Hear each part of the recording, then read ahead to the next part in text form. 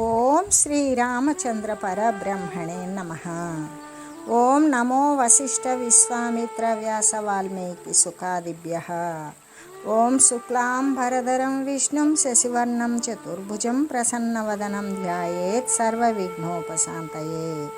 ఓం నమో బ్రహ్మాదిభ్యో బ్రహ్మ విద్యా సంప్రదాయ కర్తృభ్యో వంశ ఋషిభ్యో మహద్భ్యో నమో గురుభ్యః. ఓం శ్రీరామో రామభద్రశ్చ రామచంద్రశ్చ శాశ్వతః రాజీవలోచన శ్రీమాన్ రాజేంద్రో రఘుపుంగవః. శ్రీ యోగ వాసిష్టము ఉపశమ ప్రకరణము. అయితే మన యొక్క సంశక్తి అనేటువంటిది ఏదైతే ఉన్నదో దాని చేతనే మరి ఎలాగంటే మనసు యొక్క సంశక్తి అనేది ఒకే రంగులాగానే ఉంటుంది. దృశ్యమానమైనటువంటి చిదాకాశమునందు ఈ జగత్తు నిండిపోయినటువంటి చిత్తరువు ఏదైతే లిఖింపబడి ఉంటుందో అది ఎప్పటికైనా సరే సత్యమవుతుందా? కాదు కదా అని చెబుతూ, అంతేకాదు మరి ఏ యొక్క గడ్డి పరకలనైతే అగ్నిశిఖ అనేది కాల్చివేస్తుందో అలాగే ఈ సంసారమునందు ఆసక్తి చిత్తులై వ్యవహరించేటువంటి జీవుల యొక్క శరీరాలను కోరిక అనేటువంటిది గ్రసించి వేస్తుంది, భక్షించేస్తుంది. సముద్ర జల కణాలు కానీ త్రసరేణువుల సమూహాన్ని కానీ లెక్కింపజాలనట్లుగానే విషయాల యందు లెస్సగా ఆసక్తమైనటువంటి బుద్ధి కలిగిన వానికి కలిగేటువంటి దేహ పరంపరలను, అంటే సూర్యకిరణాలు కిటికీ సందులో నుండి చూసేటప్పుడు ఒక చక్కని తెల్లని వాహికలాగా దానిలో త్రసరేణువులు అనేటువంటివి ఉంటాయి. వాటిని చూడగలిగినప్పుడు వాటిని ఎన్ని కోట్లు అనేది మనం లెక్క పెట్టలేం. అలాగనే అంతేకాదు సముద్ర జలమునందు వచ్చేటువంటి తరంగాల వంటి వాటిని కూడా లెక్క పెట్టవచ్చు. కానీ ఆ సముద్ర జల కణాలను కూడా లేసమాత్రమైన వాటిని కూడా లెక్కించవచ్చు. కానీ ఈ వాసనాజాలముతో ఉన్నటువంటి వారిని ఏమాత్రము కూడా విషయాల యందు లెస్సగా ఆసక్తమైన బుద్ధి కలిగిన వారికి కలిగేటువంటి దేహాల యొక్క పరంపరలను ఎవ్వరూ లెక్కింపజాలరు.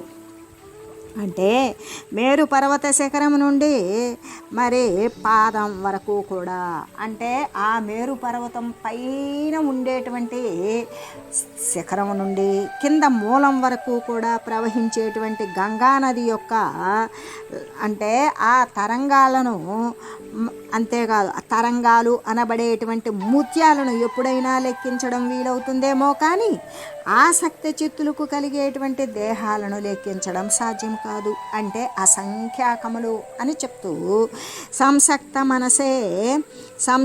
మనసామే మేతారామ్యాంతః పురపంక్తయః రచితౌ రౌరవా వీచి కాళసూత్రాదినామికాః. ఎవరి మనసైతే ఈ సంసారము పట్ల, ఈ దృశ్యమాన జగత్ సంబంధమైన దేహము పట్ల కూడా ఆసక్తి కలిగి ఉంటారో వారికి అగ్ని కానీ మరి ఇంకా శస్త్రాలు అస్త్రాలు మొదలైనటువంటి ప్రకాశము చే కానీ దాని నుండి ప్రకాశించేటువంటి రౌరవము అనేటువంటి ఒక నరకంలోని వివిధ భాగాలు అవీచి అనేటువంటిది కాలసూత్రము అనే మొదలైన నరకాలు అనబడేటువంటి అంతఃపురాలనే నిర్మిస్తూ ఉంటాయి అని చెబుతూ, ఎవరికి అంటే ఎవరి కర్మ అయితే, ఎవరి మనసైతే సంసారమునందు ఆసక్తి కలిగి ఉంటుందో అటువంటి వారికి ఈ రౌరవ అవీచి కాలసూత్రము అనే మొదలైన పేరు కలిగినటువంటి నరకాలు అనబడేటువంటి రమణీయమైనటువంటి అంతఃపుర సమూహాలు సంసక్త చిత్తుల కోసమే నిర్మించబడినవి. అంటే వారు నరకంలోనే పడతారు అని చెబుతూ, సక్తచిత్తం జనం దుఃఖ శుష్కమింధన సంచయం జ్వలతాం నరకాగ్నేనాం విద్యుతేన జ్వలంతితే. ఓ రామ, దుఃఖాల చేత దుఃఖాల చేత ఎల్లప్పుడూ కూడా బాధపడుతూనే ఉంటారు. అయినా కూడా ఆసక్తి చిత్తుడు మరి బాధపడుతూ కూడా దాని పట్లే ఆసక్తి కలిగినటువంటి చిత్తము కలిగిన వాడు జ్వలించేటువంటి నరకాగ్నులకు ఎండు కట్టెల వంటి వాడే అవుతాడు. మంచిగా మంటలు మండుతూ ఉన్నవి, దానిలో ఎండు కట్టె వేస్తే వెంటనే అంటుకొని మంట అభివృద్ధి చెందుతుంది. అలాగే వాని చేత నానా నరకాగ్నులు కూడా జ్వలిస్తూ ఉంటాయి అని తెలియాలి అని చెబుతూ, ఓ రామ, సక్తచిత్తుడు అయినవాడు జ్వలించేటువంటి నరకాగ్నులకు ఎండుకట్టె వంటి వాడే అవుతాడు. అంటే మండే పొయ్యిలో ఎండుకట్టె పెడితే ఇంకా బాగా మండుతుంది. అలాగే పరమ దుఃఖాన్ని పొందుతాడు. వాని చేత ఈ నరకాగ్నులన్నీ కూడా జ్వలిస్తాయి అని తెలుసుకో అని చెబుతూ, దుఃఖజాల మిదం నామ యత్కించి జగతి గతం సంసక్త మనసా మధ్యే తత్సర్వం పరికల్పితం. ఎలాగంటే ఈ ప్రపంచమును కలిగినటువంటి దుఃఖజాలం అంతా కూడా ఆసక్త చిత్తుల కోసమే కల్పించబడింది. ఈ ప్రపంచమున ఏ దుఃఖ సమూహాలు ఉన్నావో అవన్నీ ఎవరి కోసం కల్పించబడినవి అంటే ఆసక్తి, మనసు చేత ఆసక్తి కలిగినటువంటి చిత్తమ కలిగిన వారు ఎవరైతే ఉంటారో వారి కోసమే కల్పించబడింది అని చెబుతూ, తరంగాలతో కూడినటువంటి నదులు సముద్రాల చెంతకు వచ్చినట్లుగానే ఆసక్త చిత్తుని వద్దకు దుఃఖాల యొక్క పరంపరలు అనేకానేకాలు వస్తూనే ఉంటాయి.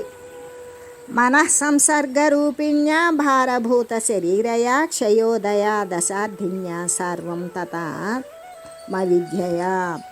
మనసు సంగరూపమును భారభూతమైనటువంటి దేహాన్ని ధరించినదియు అయినా ఈ జీవునకు జననము కానీ మరణము కానీ మొదలైనవి కలుగజేసేటువంటిది అయినా అవిద్య ఈ దుఃఖ సమూహమునంతటినీ కూడా అది విస్తరిస్తుంది. అంటే మనస్సంగ రూపమును భారభూతమైనటువంటి దేహాన్ని ధరించేటువంటిది లాగానే మనసు ఎప్పుడైతే సంఘాన్ని కలిగి ఉంటుందో మరి బొరువే అయినటువంటి ఈ దేహాన్ని అది ధరిస్తూ ఉంది. కాబట్టి జీవునకు జననం కానీ మరణం కానీ మొదలైనవి కలుగజేసేటువంటివి కూడా ఈ అవిద్యే. అంటే ఈ అజ్ఞానమే, ఈ ఆసక్త చిత్తమే, ఈ దుఃఖ సమూహము అంతా కూడా ఆసక్త చిత్తమే విస్తరిస్తూ ఉన్నది అనే చెబుతూ, అంతేకాదు ఓ రామ, వర్షాకాలము చేత మహానదులు ఎక్కువ వర్షాలు పడినప్పుడు విస్తీర్ణములు అవుతాయి, బాగా పెద్దగా కనపడతాయి. అలాగే సంగము యొక్క అభావము చేతనే విభూతులన్నీ కూడా బాగుగా విస్తరిస్తాయి.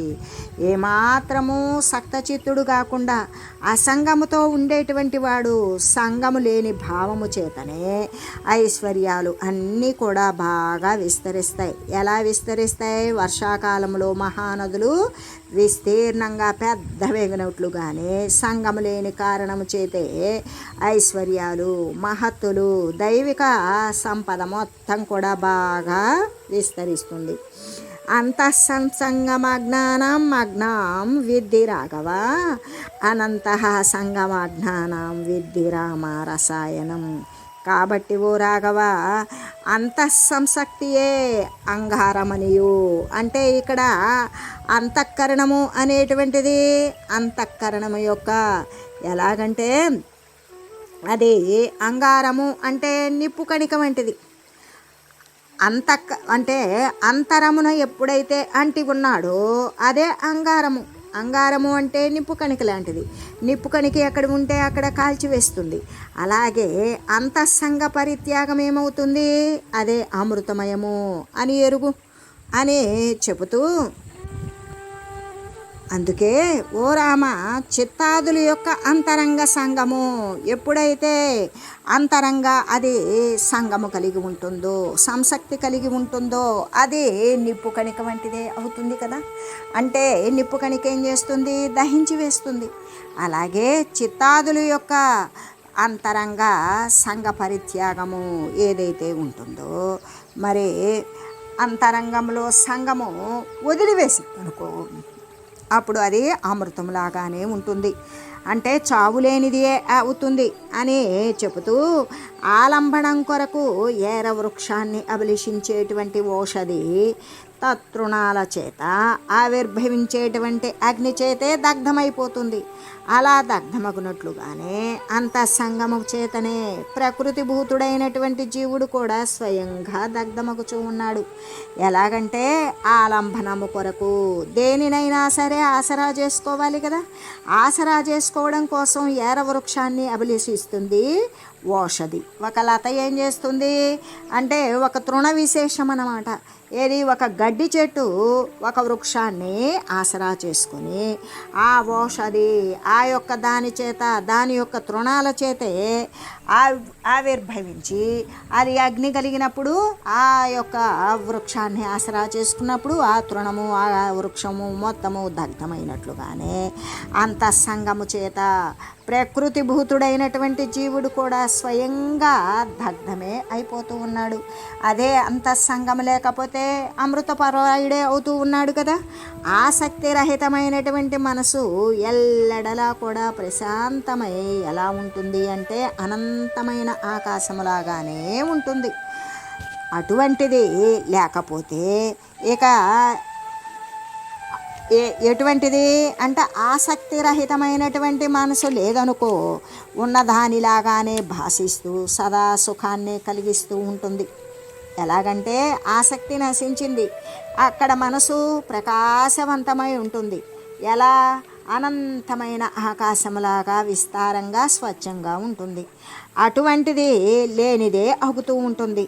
అంటే ఉన్నదానిలాగానే కనబడుతూ ఉంటుంది కానీ సదా సుఖాన్నే కలిగిస్తూ ఉంటుంది అని తెలియజేస్తూ, అంటే లెస్సగా ఉదయించినటువంటి జ్ఞాన దృష్టి కలది అయినా విషయం యొక్క వినాశము చేత నశించినదే అవిద్య అవుతుంది. అటువంటి అవిద్య గలది సంసక్తి రహితము అగు చిత్తము కలిగి ఉండేటువంటి వాడే ముక్తుడవుతాడు అని శ్రీ వశిష్ఠ మహర్షి తెలియజేస్తూ, మరి సర్వదా సర్వ సంస్థేన సర్వేణ సహతిష్టత సర్వకర్మరతేనాపి మనఃకార్యం విజానత. ఓ రామ, సర్వదా సర్వకాలముల యందు సర్వ వ్యవహారాలను కూడా ఆచరిస్తూ ఉన్నప్పటికీ కూడా, అందరితో కూడి ఉన్నప్పటికీ కూడా అనిషిద్ధములైన అంటే నిషిద్ధము కానటువంటి చేయగలిగినటువంటి చేయవలసినటువంటి లౌకికమైన శాస్త్రీయమైన కర్మల యందు దాని యందు మమేకమే అయి ఉన్నప్పటికీ కూడా వివేకవంతుడు తన యొక్క మనస్సు ఈ విధంగానే ఉంటుంది. అది ఏ విధంగా ఉంటుంది నేను చెప్పబోచు ఉన్నాను. ఆ చెప్పబో రీతిగానే ఆ నియమానే ఆ విధంగానే వనర్చాలి అని చెబుతూ, అంటే ఎలాగంటే సాధ్య విషయాలను గురించినటువంటి క్రియల యందు, గతించిన వాటి యొక్క చింతనల యందు, వర్తమానములు మనం ఇప్పుడు చేసేటువంటి పదార్థాల యందు కూడా, ఆకాశమందు అదో భాగమందు కూడా, మధ్యమునందు దిక్కుల యందు, చెట్లయందు, బాహ్యములకు ఆది భౌతిక పదార్థాలయందు, స్త్రీలయందు, పుత్రులయందు, ఇంద్రియ వృత్తులయందు కూడా ఆధ్యాత్మికమైనటువంటి వస్తు సముదాయములను ప్రాణమందును అంటే శిరమందు కానీ, అంటే ప్రాణవాయువునందు, తలనందు, తాలువునందు, నాలుకనందు, మరి భ్రూమధ్యమునను ఏ విధంగా భ్రుకుటి యందు కానీ, నాసికాగ్రమందు నా ముక్కు యొక్క పై భాగమునందు కానీ, ముఖమునందు కానీ, కంటి యందు కానీ, అంధకారమందు కానీ, ప్రకాశమందు కానీ, హృదయాకాశమునందు కానీ, జాగ్రత్త సుషుప్తి మరి స్వప్న అవస్థల యందు కానీ, సత్వగుణము రజోగుణము తమో గుణముల యందు కానీ, ఈ గుణాల యొక్క సమ్మేళనమందు కూడా, కార్యవర్గమునందు కూడా, కారణమగు అవ్యక్తమునను కూడా, అంటే సృష్టి యొక్క ఆది మధ్యము అంతమునందు కూడా, దూరమునందు సమీపమునందు అగ్రభాగాదుల యందు కూడా, నామము రూపము కలిగినటువంటి పదార్థాల యొక్క సముదాయమునందు కూడా, జీవుని యందు కూడా, శబ్దము స్పర్శము రూప రస గంధాల యందు కూడా, ఆనందము మోహము మొదలైన వృత్తులందు కూడా, గమనాగమనములు అంటే వచ్చిపోయేటువంటి స్థితులు యందు కూడా, భూత భవిష్యత్ అంటే గతకాలికము జరుగుతూ ఉన్న కాలమును రాబోయేటువంటి కాలమునందు కూడా, చిరంజీవనాది సిద్ధులందు కూడా, అంటే వాడు దశ సిద్ధులలో చిరంజీవత్వము అనేది కోరి చేసేటువంటి తపము దాని యందు కూడా, ఒకవేళ చిరంజీవత్వము అనేది సిద్ధి యందు కూడా మనసుని ఏమాత్రము కూడా ఆసక్తము చేయరాదు అని చెప్పి, కేవలం చితి విశ్రమ్య కించిచ్చేత్యావలమిలా నిత్యావలంబిని సర్వత్ర నేరసమివ తిష్టత్వాత్మరసం మనః. ఎలాగంటే బుద్ధికి కేవలము మరి బుద్ధికి సాక్షి అయినటువంటి ఎలాగంటే బుద్ధికి సాక్షి అయిన చిన్మాత్రమునందు విశ్రమించి మనసు సర్వ విషయాలనందు కూడా రహితమై ఉంటుంది, సర్వ విషయాలను వదిలివేస్తుంది.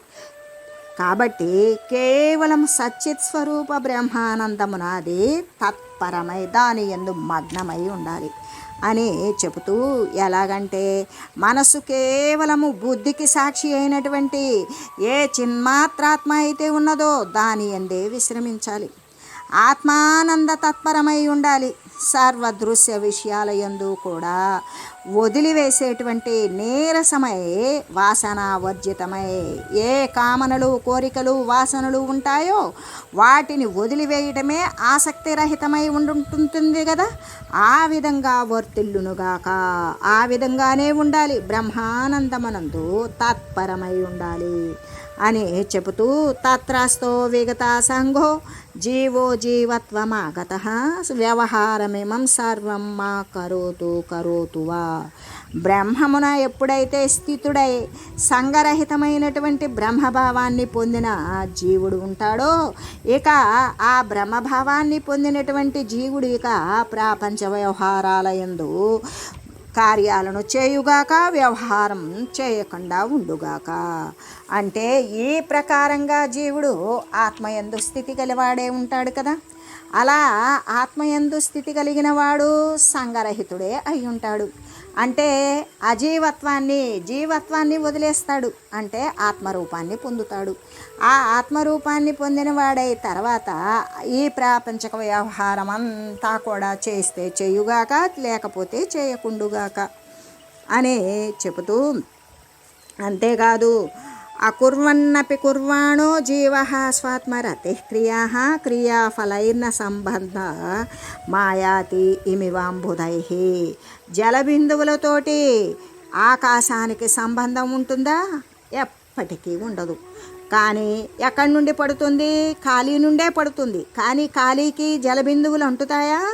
అంటవు. అలాగే ఆత్మరతుడైనటువంటి జీవుడు క్రియలను చేస్తూ ఉన్నప్పటికీ చేయకపోయినప్పటికీ కూడా వాని యొక్క ఫలాలతోటి ఎటువంటి సంబంధము లేకుండానే ఉంటాడు. ఎలాగంటే ఆకాశము నుండి వర్షం పడినా ఆకాశానికి వర్షం అంటనట్లుగానే ఈ యొక్క ఆత్మరతుడైనటువంటి జీవుడు అనేక వ్యవహారాలు చేస్తూ ఉన్నప్పటికీ మరి వాటి యొక్క ఫలాలతోటి ఎటువంటి సంబంధము లేకుండానే ఉంటాడు. అంటే ఆకాశము మేఘాలతో సంబంధం పొందుతుందా? పొందదు. అట్లాగే స్వాత్మయందు ఏ విధంగా తన యొక్క ఆత్మయందు ప్రీతి కలిగి స్వాత్మయందే స్థితుడై ఉండేటువంటి జీవుడు క్రియలను చేసినప్పటికీ చేయకపోయినప్పటికీ కూడా ఆ క్రియా ఫలితాలతోటి వాటికి సంబంధాన్ని ఎప్పటికీ పొందడు. లేకపోతే ఇక బుద్ధి యొక్క సాక్షిత్వాన్ని కూడా వదిలివేస్తాడు. అలా వదిలివేసినప్పుడు శాంతుడై ఉంటాడు, చిద్ఘన స్వరూపుడై ఉంటాడు. దేదీప్యమానమైనటువంటి మణిలాగానే జీవుడు స్వాత్మయందు స్థితుడై ఉంటాడు అని చెబుతూ, నిర్వాణమాత్మని గతః సతతోదిదాత్మ జీవో రుచిర్వ్యవహరన్నపి రామభద్ర నో సంఘమేతి గత సంఘతయా ఫలేన కర్మోద్భవేన సహతీవ చ దేహభారం. అంటే ప్రియుడవైనటువంటి ఓ రామచంద్ర, క్రియాఫలేచ్ఛారహితుడు ఏ క్రియ చేశాడో ఆ క్రియకు తగినటువంటి ఫలితాన్ని ఇష్టం లేనటువంటి వాడు, ఆ ఇచ్చను వదిలేసినటువంటి వాడు, ఆత్మయందు శాంతిని పొందినవాడు, నిరంతరము కూడా ఆత్మయే ఉదయించినటువంటి వాడు, అంటే ఆత్మయందే వాడు స్థితి పొందినవాడు అయిన జీవుడు సంసక్తి కారణమగు, అంటే అంటి ఉండటానికి కారణమైనటువంటిది ఏంటి అంటే అవిద్య, ఆ అజ్ఞానము, ఆ కోరికలు, ఆ వాసనాదులు లేని కారణము చేత క్రియలు చేస్తూ ఉన్నప్పటికీ కూడా ఆ క్రియా ఫలితాన్ని పొందడు. పొందకుండా ప్రారబ్ధము క్షయించేటంత వరకు కూడా, ప్రారబ్ధము నశించేటంత వరకు కూడా మరి దేహభారాన్ని మాత్రము సహిస్తూ ఉంటాడు. ఎందుకు? ప్రారబ్ధం భోగేతే నశ్యతే, ప్రారబ్ధం అనుభవిస్తేనే తీరుతుంది కాబట్టి. ఆ విధంగా ఓ రామచంద్ర, పరమశాంతిని పొందినవాడు, నిరంతరం కూడా ఉదయించిన ఆత్మగలవాడు, కర్మఫల ఇచ్ఛ అనేటువంటిది నశించినవాడు, జీవుడు ప్రపంచమున వ్యవహారం చేస్తూ ఉన్నప్పటికీ సంఘానికి కారణాలైనటువంటి అంటి ఉండడానికి హేతువులైన ఈ అవిద్యా వాసనాదులు తొలగిన కారణము చేత తత్కర్మజనితమైనటువంటి ఫలముతోటి సంబంధాన్ని పొందకుండానే ఉంటాడు. కేవలము అంటే ప్రారబ్ధము నశించేటంత వరకు కూడా దేహము అనేటువంటి భారాన్ని మాత్రము సహించుచూ ఉన్నవాని వలెనే ఉంటాడు అని శ్రీ వశిష్ఠ గురుదేవులు ఈ ఉపశమ ప్రకరణమునందు శాంతి సమాయుత యోగోపదేశాన్ని వర్ణించి చెప్పి ఇంకా కూడా ఈ విధంగా చెప్తూ ఉన్నారు. అసంగ సుఖాభ్యాస సంస్థితై వితతాత్మభిః వ్యవహారిభిరప్యంతర్విత శోకభయై స్థితం. ఓ రామ, సత్యము అంటే ఓ రామ, నిత్యము కూడా అసంశక్తి సుఖానుభవమగ్నులను. రామచంద్ర, నిత్యము అసంశక్తి సుఖానుభవమగ్నులు అంటే ఎటువంటి సంశక్తి లేనటువంటి సుఖమునందు అనుభవం చేసి పొందేవారు విశాలమైనటువంటి అంతఃకరణయుతులు. వారి యొక్క అంతఃకరణం ఏ విధంగా ఉంటుంది? విశాలంగా ఉంటుంది. ఉండి ఆ జీవులు వ్యవహారం చేస్తూ ఉన్నప్పటికీ కూడా ఎటువంటి భయం కానీ శోకం కానీ పొందరు. వాటిని వదిలివేసిన వారే అయి ఉంటారు. అంటే అసంశక్తి సుఖానుభవమందు ఏ సంగము లేనటువంటిదే సుఖము. ఆ సుఖము యొక్క అనుభవమునందు సదాస్థితి కలిగి ఉండేటువంటి వారు విశాలమైనటువంటి ఆత్మస్వరూపులు అగు జీవులు ఈ లోకమునందు వ్యవహరిస్తూ ఉన్నప్పటికీ, లేకపోతే మరి వ్యవహరించకపోయినప్పటికీ కూడా అంతరంగమునందు ఎటువంటి శోకము కానీ భయము కానీ లేని వారయ్యే ఉంటారు అని చెబుతూ, చైత్యహీనం చిరాలంబం మనోయస్య గతం జ్వరం తేనాంబు కతకేనేవ జనతా సంప్రసీదతి.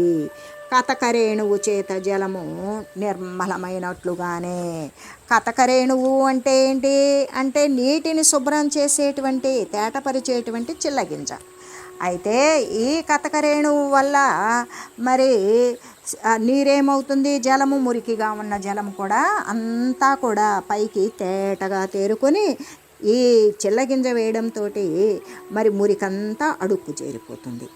అలాగే ఈ విషయాసక్తి రహితము, విషయాల పట్ల ఏమాత్రము ఆసక్తి అనేది లేకపోవడం వల్ల సంతాపవర్జితమే అవుతుంది మనస్సు. ఎటువంటి దుఃఖాన్ని కూడా పొందదు, ఏ బాధని పొందనేటువంటి మనసు కలిగిన వాని చేత జనులందరూ కూడా ప్రసన్నులే అవుతారు కదా అని చెబుతూ, ఎలాగంటే ఎవని మనసైతే దృశ్యవర్జితమై చిదాత్మను అవలంబించినది సంతాపరహితమై ఉంటుందో అతని వలన జనులు చిల్లగింజ చేత నీరు శుభ్రపడినట్లుగానే వారంతా కూడా మాలిన్యరహితులే అవుతారు. ఆత్మారామ మహాత్మానః ప్రబుద్ధాః పరమోదయాః బహిః పిచ్చాగ్రతరల అంతేర్మేరురి రివాచలాః. ప్రబుద్ధులను అంటే ధీమంతులు, ఆత్మోదయము కలిగిన వారు, ఆత్మయందే రమించేవారు, జ్ఞానులు అయిన మహాత్ములు బాహ్యమునందు నెమలిపించమి యొక్క చివర భాగంలాగానే చంచలంగా కనపడతారు. కానీ అంతరమునందు, వారి యొక్క అంతరమునందు లోపల ఎలా ఉంటారు అంటే మేరు పర్వతమంతా ధీమంతులై అచలురై ఉంటారు. అంటే ఆత్మారాములను ఆత్మయందే రమించేటువంటి వారు, ప్రబుద్ధులను అంటే బుద్ధి అధిగమించినటువంటి వారు, సునిశ్చితమైనటువంటి ధీమంతమైన నిశ్చయం తీసుకోగలిగిన వారు, ఆసక్తి అనేటువంటిది నశించిన వారు, సర్వోత్కృష్టమైనటువంటి ఆత్మ ఉదయించిన వారు అగు మహాత్ములు బాహ్యమున ఎలా ఉంటారు? నెమలిక యొక్క కొసలాగానే చంచలంగా కనబడినట్లుంటారు, అంతే. అంతరంగమునందైతే మేరు పర్వతం కంటే కూడా నిశ్చలంగా ఉంటారు అని తెలియజేస్తూ, చిత్తమాత్మత్వమాయాతం సుఖ దుఃఖానురంజనం నోపైతి రంగ సంయుక్తో మసృణ స్ఫటికో యదా. స్నిగ్ధ స్ఫటికమైనటువంటి అంటే స్నిగ్ధ స్ఫటికమణి జపా కుసుమము యొక్క రంగు చేత రంజితము కానట్లుగానే ఆత్మదశను పొందినటువంటి చిత్తము సుఖ దుఃఖాల చేత రంజితమవుతుందా? అవనే అవదు. అంటే ఎక్కడ ఏ విధంగా అంటే ప్రతిబింబించినటువంటి జపా పుష్పాదులు అంటే అవి ఎర్రని రంగుతో కూడుకొని ఉంటాయి. ఆ యొక్క రంగుతో కూడిన నునుపైనటువంటి స్ఫటిక వాస్తవంగా ఆ రంగును పొందుతుందా? కాదు. ఎదురుగా పెట్టబడినటువంటి ఆ మందార పూల యొక్క రంగును ప్రతిబింబిస్తుంది, కానీ ఆ మందార పూల యొక్క ఎరుపు రంగుని స్ఫటిక అనేటువంటిది పొందదు. అలాగే ఆత్మదశను పొందినటువంటి చిత్తము కూడా సుఖదుఖాదులను ఒకవేళ అది ఎప్పటికీ పొందదు. ఎలా కనపడుతుంది అంటే విచారించి చూస్తే పొందకనే ఉంటుంది, విచారించకపోయినటువంటి వారికి పొందినట్లుగా అకపడుతుంది తప్ప అది పొందదు అని చెబుతూ, సంసార దృష్టి రుదితం జ్ఞాతలోక పరావరం నరంజయతి సచ్చిత్తం జలలేఖాయదాంబుజం. కమలమును జలమంటుతుందా?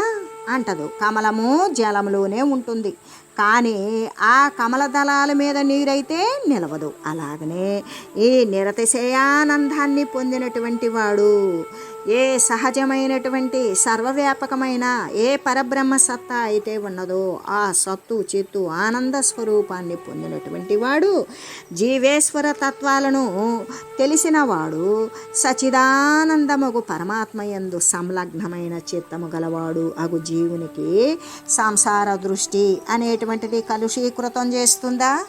అది ఎప్పటికీ చేయలేదు. ఎలాగంటే కమలాన్ని, అది కమలం ఎక్కడుంటుంది? నీళ్ళల్లోనే ఉంటుంది, కానీ కమలానికి జలం అంటుతుందా? అంటదు. అలాగే నిరతిశయానందము పొందినటువంటి వాడు, జీవుని యొక్క ఈశ్వరుని యొక్క తత్వాన్ని ఎరిగినవాడు. ఆ ఎరగటం అంటే ఆ ఈశ్వరుడే జీవుడు, కానీ జీవుడు అనేవాడు ప్రత్యేకముగా లేడు. సర్వేక సమస్తం ఉన్నటువంటిది ఈశ్వరతత్వం ఒక్కటే అని తెలిసినటువంటి వాడు, సచిదానందమగు సత్తు చిత్తు ఆనంద స్వరూపమైన పరమాత్మ యందు సంలగ్నమైన చిత్తము కలిగిన వాడు అగు జీవుని సంసార దృష్టి అంటే వాడు భార్య బిడ్డలతో కలిసి ఉన్నప్పటికీ కూడా మరి వానికి ఇది కలుషీకృతం చేస్తుందా? అంటే వాడు భార్య కుటుంబంతో కలిసి ఉన్నప్పటికీ కూడా వాని యొక్క చిత్తము ఎప్పుడూ కూడా సంసక్తము కానే కాదు. ఎలాగంటే నీళ్ళల్లో ఉన్నటువంటి కమలము పైన నీళ్లు నిలవనట్లుగానే వాడు సంసారంలో అంటే కుటుంబంతో కలిసి భార్య బిడ్డలతో కలిసి ఉన్నట్లు ఉన్నా వాని యొక్క చిత్తము, వాని యొక్క ఆత్మోపరతి ఆ సచిదానంద స్వరూపమైన పరమాత్మయందే ఆసక్తమై ఉన్నాడు. కాబట్టి ఇటువంటి దేని యందు కూడా ఏ కుటుంబం వ్యవస్థ కూడా వాణ్ణి కలుషీకృతం అనేటువంటిది చేయజాలదు. అంటే జీవుడు ఎప్పుడైతే పరమాత్మ జ్ఞానాన్ని పొంది ఉంటాడో సర్వ సంకల్పనలకు కూడా విడివడి ఉంటాడు. కాబట్టి ధ్యానము యొక్క అభావమందు కూడా వాడు కూర్చొని ధ్యానమే చేయాలి అనేటువంటి భావన లేకపోయినా వాడు సర్వ వ్యవహార కార్యాలు కూడా చేస్తూ ఉన్నా వాడు ఎల్లప్పుడూ కూడా సుఖమగ్నుడే అయి ఉంటాడు. ఎటువంటి సుఖము? ఆత్మధ్యాన సుఖమగ్నుడే అయి ఉంటాడు. అప్పుడు అతడు సంసక్తుడు అదే కాడు కదా. అంటే స్వసక్తుడే అవుతాడు. స్వసక్తత అంటే ఆత్మారామ స్వరూపము, ఆ స్వసక్తతనే కలిగి ఉంటాడు అని తెలియజేస్తూ ఓం మంగళం శ్రీ గురుదేవాయ మహనీయ గుణాత్మనే సర్వలోక శరణ్యాయ సాధురూపాయ మంగళం. ఓం మంగళం కోసలేంద్రాయ రామాయ రామభద్రాయ చక్రవర్తి తనూజాయ సార్వభౌమాయ జానకీ వల్లభాయ శ్రీరామచంద్రాయ మంగళం. ఓం తత్సత్.